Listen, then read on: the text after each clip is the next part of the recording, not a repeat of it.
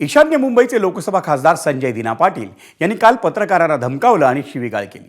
या प्रकरणी चहूबाजूंनी टीका झाल्यानंतर अखेर काल रात्री संजय दिना पाटलांनी दिलगिरीही व्यक्त केली। पण त्यांनी दिलगिरी व्यक्त केली की मेहरबानी केली असा सवाल आता उपस्थित करण्यात येतोय, कारण दिलगिरी व्यक्त करताना त्यांनी पुन्हा पत्रकारांवरच खापर फोडलं। यावरूनच विरोधकांनी जोरदार टीका केली आहे। दुसरीकडे शिवसेना नेत्यांनी मात्र या वादावर पडदा टाकण्याचा प्रयत्न केला।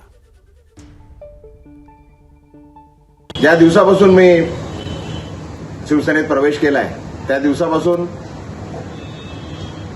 एकदम वाईट शब्दात आणि शिव्यागाळ करून मला जे अपमान करत होते, तरी पण मी सर्व अपमान सहन केले आणि तरी ते पत्रकार त्याच गोष्टी परत विचारणा करता आल्या।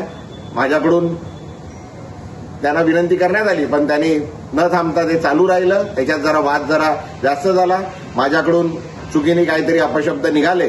मी त्याकरता पुन्हा एकदा त्या पत्रकारांची आणि पूर्ण पत्रकार समूहाची मनापासून दिलगिरी व्यक्त करतो। पत्रकारांना अर्वाच्य भाषेत शिव्या घालत होता, पत्रकारांना शिव्या घालत होता हे तर झालंच, आणि जी भाषा त्यांनी वापरली ती मला असं वाटतं महाराष्ट्राच्या, ज्याला आपण पुरोगामी महाराष्ट्र म्हणतो, या पुरोगामी महाराष्ट्राला शोभणारी नाही। काल मी काहीतरी दिलगिरी बघितली त्यांची। ती दिलगिरी होती का पत्रकारांवर केलेले उपकार होते?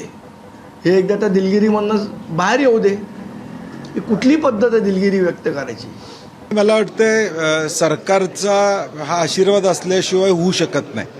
आज ते डायरेक्ट बोलतात की 5 जणांचा खून झाला होता, त्याच्या संदर्भातलं वक्तव्य त्यांचं त्या ठिकाणी दिसून आलं। पत्रकारांना सामोरं जावंच लागतं आणि संयमानं जावं लागतं।